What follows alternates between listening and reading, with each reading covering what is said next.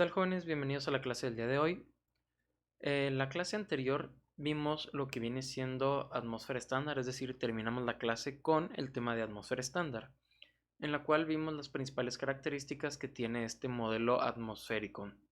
También vimos cómo es que varían las principales propiedades termodinámicas, es decir, la presión, la temperatura y la densidad, conforme aumenta la altitud dentro de dos capas principales que vienen siendo la troposfera y la baja estratosfera.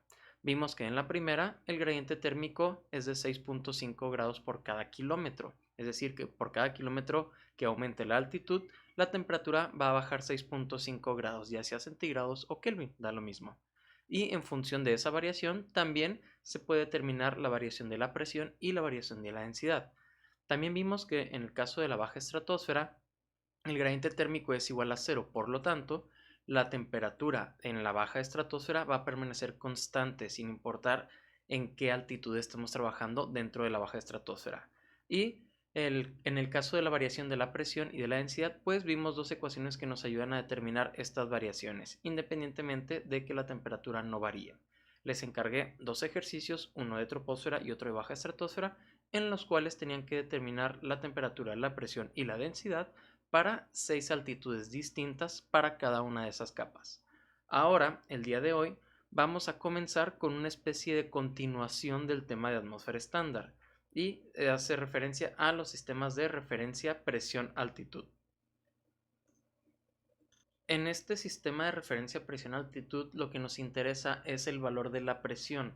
¿Y eso por qué? Porque gracias a esta presión, la presión barométrica, nosotros podemos determinar con los instrumentos de la aeronave la altitud a la cual está viajando. Estos métodos son empleados para determinar, como ya se dijo, la altitud de una aeronave en función de la lectura de la presión barométrica, es decir, la presión del medio ambiente, la presión del aire que rodea a la aeronave. Y esto sirve para mejorar la localización de una aeronave en vuelo. ¿Cuántos sistemas existen? Bueno, existen 4 sistemas de referencia presión-altitud.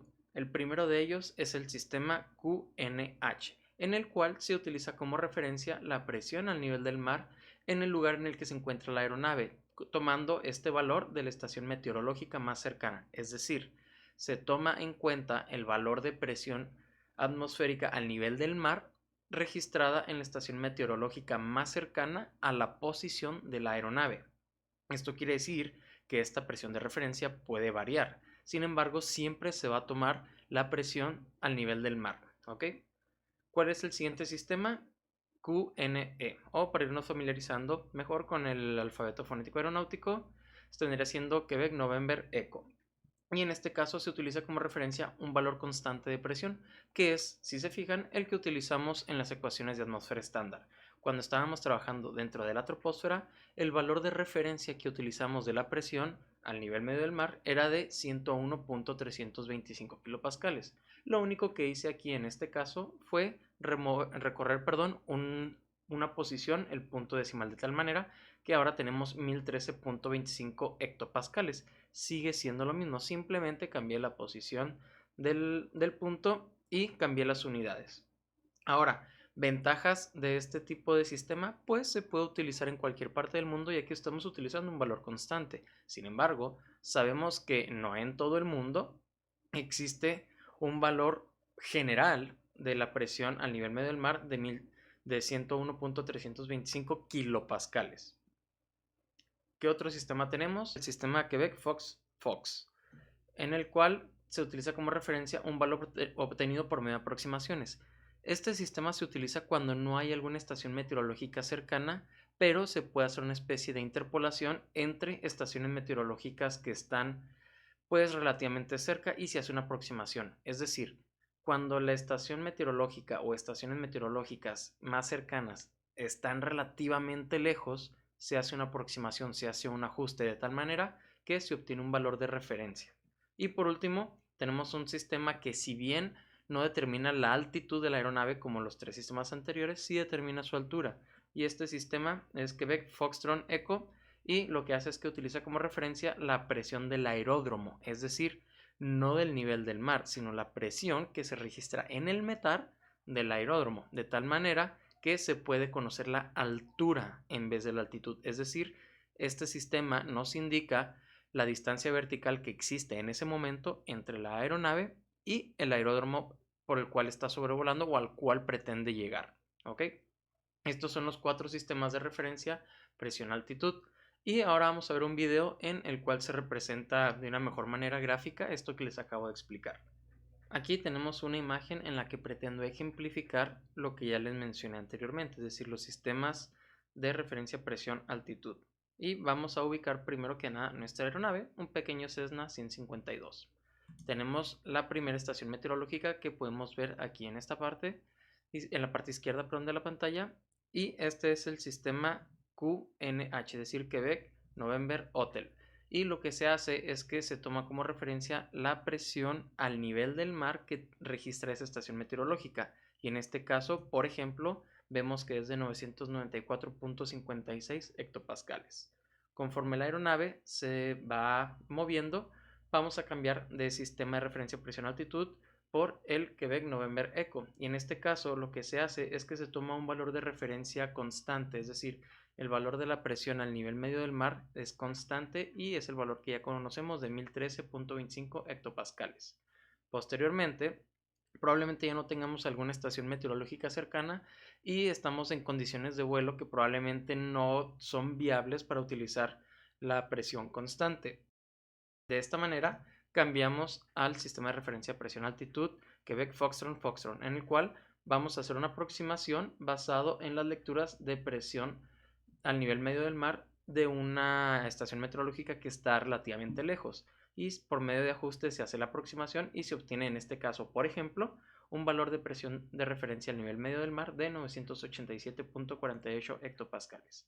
Y de esta manera es como se puede determinar la altitud de la aeronave en función de la lectura de presión, ya sea una presión de referencia obtenida de una estación meteorológica o de la aproximación de una estación meteorológica, o en función de un valor de presión constante al nivel medio del mar. Hasta este momento, el estudio que hemos hecho de los fluidos como tal ha sido para fluidos en reposo, es decir, únicamente hemos evaluado condiciones hidrostáticas. Sin embargo, en el caso de la mecánica de fluidos y mayormente dinámica de fluidos y aerodinámica, el interés recae en el estudio del movimiento del fluido, no tanto del fluido como tal. Por lo tanto, es necesario estudiar cómo éste se desplaza, cuáles son sus características físicas al desplazarse y cómo es que es la interacción entre este fluido en movimiento y un objeto particular.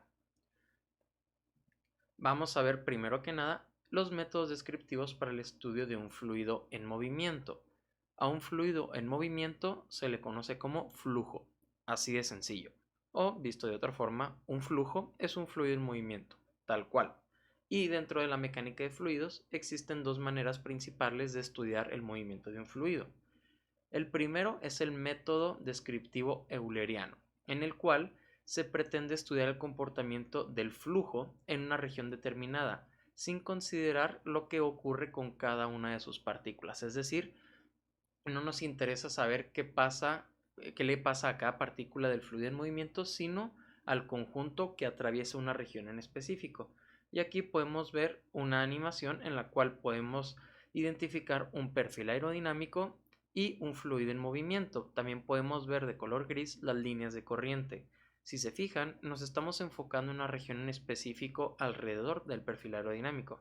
No nos interesa cada una de esas pequeñas partículas blancas que vemos, ni de dónde viene ni a dónde va, sino lo que ocurre en la región en específico. Vamos a verlo de una manera más práctica, un ejemplo más cotidiano. Imaginen que estamos en la universidad, ahí en la UNAC, y está la carretera enfrente de la universidad. Ustedes quieren saber cuál es la velocidad promedio a la cual pasan los vehículos enfrente de la UNAC por esa carretera. Entonces, lo que hacen es que ponen un detector de velocidad y empiezan a tomar lecturas de velocidad de los vehículos que pasan. No nos interesa saber de dónde viene el vehículo, hacia dónde va el vehículo, de qué color es el vehículo, si el vehículo es grande, si el vehículo es pequeño. Lo único que nos interesa es, en esa región en específico, saber a qué velocidad pasa ese vehículo. ¿Sí me explico? Ahora vamos a ver la otra cara de la moneda, el método descriptivo lagrangiano. Como ya muchos de ustedes habrán podido intuir, ahora no nos interesa el comportamiento en una región en específico, sino que nos interesamos en el comportamiento de una partícula en específico, sin tomar en cuenta la región por la cual ésta va a viajar, ésta va a pasar. Y lo podemos ver ejemplificado con esta pequeña animación, en la cual podemos ver de manera similar el fluido en movimiento alrededor de un objeto que en este caso es circular. Sin embargo, ya no nos estamos enfocando en lo que pasa en esa región, sino que estamos siguiendo a esa partícula a lo largo de su trayectoria. Podemos ver la trayectoria de la partícula de color amarillo, la partícula como ese punto verde y la flechita verde está indicando el vector velocidad. Podemos ver que al principio de la animación, cuando entra a este recuadro, tiene cierta velocidad porque la flecha tiene cierto tamaño. Conforme avanza, esa flecha se hace un poquito más pequeñita porque debido a la interacción con el cilindro, pues disminuye la velocidad, pero posteriormente se vuelve a hacer más grande. Por lo tanto, la velocidad aumenta y de esta manera estamos enfocándonos únicamente en una partícula. A pesar de que estos dos métodos descriptivos se utilizan dentro de la mecánica de fluidos, el más utilizado regularmente es el método descriptivo euleriano, es decir, el primero que les mencioné. Para poder entender también cómo es que funciona o cómo se estudia, mejor dicho, un fluido en movimiento, es necesario definir ciertos conceptos clave que nos van a ayudar a entender cómo es que podemos llevar a cabo este estudio. El primer concepto es el de sistema. ¿Qué es un sistema? Bueno, vamos a entender por sistema toda aquella cantidad arbitraria de masa de identidad fija, es decir, el objeto. En el caso de la diapositiva anterior, el objeto o el sistema sería el perfil aerodinámico. También vamos a definir el concepto de entorno y pues creo que como su nombre le indica es bastante sugerente el nombre, ¿no? La definición de entorno es pues todo el externo al sistema, todo lo ajeno al sistema, todo lo que rodea al sistema. Y la frontera o contorno, pues como su nombre lo indica, es aquella región o zona que delimita al sistema y lo separa del entorno. En este caso, por sistema, habíamos mencionado el perfil aerodinámico. Vamos a extruirlo y generar un ala. Nuestro sistema es el ala. El entorno es el aire que fluye a través del ala, alrededor del ala, perdón. Y la frontera o contorno vendría siendo la piel del ala, ¿ok? Aquello que delimita el sistema y lo separa del entorno. Muy bien, ya tenemos un sistema que estudiar, ya tenemos un entorno, que en este caso es el fluido en movimiento, y la frontera o contorno. Ya podemos llevar a cabo estudios de mecánica de fluidos, ¿cierto? Muy bien, podría decirse que sí, pero ¿hasta dónde vamos a estudiar esa interacción? Estamos de acuerdo que nos interesa saber qué le pasa al fluido en movimiento que pasa o está en contacto con ese objeto, pero ¿hasta dónde vamos a estudiar esa interacción? ¿Qué tan cerca del objeto o qué tan lejos del objeto deja de sentirse la presencia de ese objeto? Bueno, para poder responder esta pregunta es necesario definir dos conceptos adicionales. El primero es el de volumen de control. Y por volumen de control vamos a entender aquella región específica en las proximidades del objeto, es decir, cerca del objeto, alrededor del objeto, en la cual pretendemos estudiar la interacción con el fluido. Exagerando un poco, si yo tengo un perfil aerodinámico o un ala entera y quiero estudiar la influencia que tiene o la interacción de ese objeto, de ese sistema, de ese perfil aerodinámico, de esa ala con el aire que lo rodea, pues yo puedo estudiarlo en todo el mundo. ¿Sí me explico cuál es el efecto que tendría, por ejemplo, 5 kilómetros arriba del ala? Pero pues no me sirve de mucho porque voy a emplear mucho tiempo y mucho cálculo para calcular, valga la redundancia, algo que a lo mejor no es relevante. Es por eso que el volumen de control delimita la región en el espacio en la cual vamos a evaluar esa interacción entre el fluido, el movimiento y el objeto. Y dependiendo del volumen de control van a ser las superficies de control, pero por definición una superficie de control son aquellas superficies que van a delimitar el volumen de control. Piénsenlo análogamente como el sistema y la frontera. El sistema es el objeto, la frontera es lo que lo separa del entorno, el volumen de control es la región, la superficie es lo que delimita a ese volumen de control. ¿Ok? Estas superficies de control resultan de gran utilidad para determinar el caudal o flujo másico. Esos son dos términos que vamos a ver posteriormente y estos ingresan al volumen de control. Cuando veamos la ecuación de continuidad voy a explicar un poquito más a detalle estos dos términos. En el caso del volumen de control podemos encontrar tres categorías de volumen de control. El primero es el volumen de control fijo, que es aquel en el cual se centra en una región en específico y el propósito es evaluar las propiedades del fluido en esa región. Es el ejemplo que vimos con el perfil aerodinámico. Después está el volumen de control móvil. En este caso, el volumen de control se va a centrar en un objeto en movimiento y el volumen de control se va a desplazar junto con ese objeto. Esto se hace con la intención de evaluar las propiedades que tiene el fluido que interactúa con ese objeto mientras el objeto se está desplazando. Es decir, vamos a seguir al objeto de tal manera que vamos a evaluar la interacción debida únicamente a la interacción entre el fluido y el objeto y no a aquella relacionada con el movimiento natural del objeto. Por último, tenemos el volumen de control deformable. Este volumen de control es el más peculiar de todos y el más complejo de estudiar, ya que se va modificando, es decir, va alterando su volumen y es útil para evaluar las propiedades del fluido cuando se estudian sistemas que varían su forma. En la siguiente diapositiva vamos a ver un ejemplo de cada uno de ellos. Del lado izquierdo tenemos un volumen de control fijo. Lo que están observando es una especie de tobera que está fija.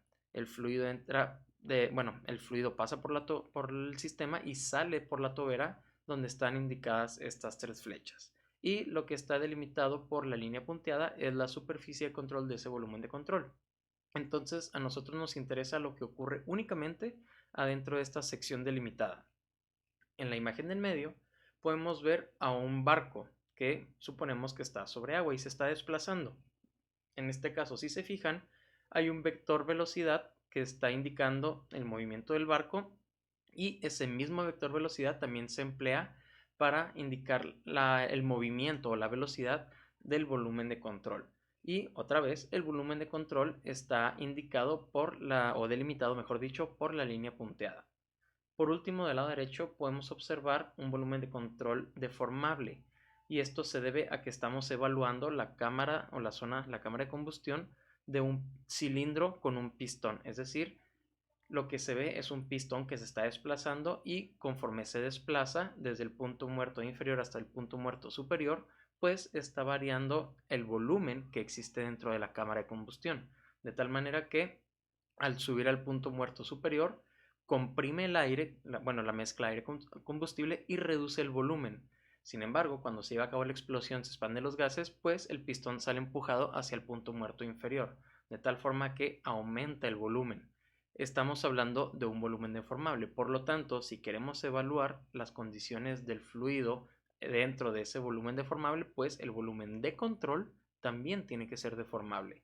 Este es el tipo de volumen de control más complejo, ya que estamos hablando de un sistema, por así decirlo, dinámico. Tiene que estar cambiando y por ende, en cuanto a ecuaciones de gobierno, pues es un poquito más complejo. Había mencionado ya a grandes rasgos las ecuaciones de gobierno e incluso mencioné una de ellas que es la ecuación de continuidad. Sin embargo, dentro de la dinámica de fluidos como tal, existen 5 ecuaciones de gobierno principales. La primera de ellas es la ecuación de continuidad, que está relacionada con la ley de conservación de la masa. Y como ya todos sabemos, la masa no se crea ni se destruye, solo se transforma. Por lo tanto, la variación de la masa respecto al tiempo va a ser igual a cero, es decir, la masa permanece constante. Cuando la variación de algo es igual a cero, no quiere decir que ese algo no exista, simplemente dice que ese algo siempre va a permanecer igual. La segunda ecuación es la segunda ley de Newton y está asociada con la ley de la conservación de la cantidad de movimiento. Es la famosa segunda ley de Newton que ya todos conocemos o hemos escuchado hablar y no es otra cosa más que fuerza igual a masa por aceleración.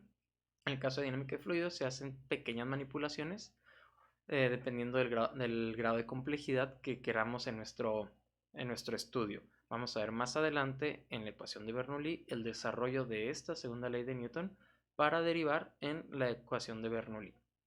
La tercera ecuación que está involucrada en el estudio del movimiento de un fluido es la ecuación del momento cinético y está relacionada con la ley de la conservación del momento cinético. La cuarta ecuación es la ecuación de la energía y esta hace referencia a la primera ley de la termodinámica. en la que se indica que la variación temporal de la energía total de un sistema va a ser directamente proporcional al calor y el trabajo realizado. Y por último tenemos la ecuación de entropía, que está asociada con la segunda ley de la termodinámica, y esta mide la variación de la entropía en función de la variación del calor y la temperatura. Entropía es el nivel de desorden de las cosas. Sin embargo, no vamos a profundizar en eso en esta clase. Como pueden observar, son 5 ecuaciones, a lo mejor las 5 las conocen, a lo mejor nada más conocen algunas, pero para cuestiones prácticas en cuanto a la ecuación de continuidad y la ecuación de Bernoulli, vamos a trabajar únicamente con 2 de ellas, es decir, que vamos a prescindir de la ley de la conservación del momento cinético, de la primera ley de la termodinámica y de la segunda ley de la termodinámica. Por lo tanto, nos vamos a quedar con la ley de conservación de la masa, es decir, la ecuación de continuidad, y la ley de conservación de la cantidad de movimiento, a.k.a. segunda ley de Newton. Para poder explicar la ecuación de continuidad, voy a hacer referencia a un teorema el cual, por motivos de la naturaleza de la materia, no voy a explicar, pero si alguno tiene curiosidad al respecto, me puede consultar sin ningún problema y puedo explicar sin ningún problema este teorema, y es el teorema de transporte de Reynolds. En este caso, vamos a utilizar para la ecuación de continuidad una propiedad extensiva, la masa, y su equivalente propiedad intensiva. Y vamos a obtener esta ecuación de aquí. No es necesario que la entiendan, no es necesario que me sepan explicar cada uno de estos términos, simplemente le estoy utilizando de un teorema un poquito más complejo para explicar una ecuación que sí vamos a utilizar. Esta ecuación de aquí nos indica la variación o la derivada material o total de la masa en función del tiempo, como podemos ver con este término del lado izquierdo de la ecuación. Y esto va a ser directamente proporcional a la variación temporal del volumen de control más la sumatoria de la interacción entre la densidad, la velocidad y el vector unitario en cada una de las superficies de control. Como pueden ver, es una integral y tiene una S. Eso quiere decir que es una sumatoria. Muy bien, ¿para qué nos sirve esto? En el caso de que el flujo sea estacionario, la variación respecto al tiempo es igual a cero, por lo tanto, vamos a eliminar el primer término del lado derecho de la ecuación y la ecuación nos va a quedar como esta que tenemos aquí.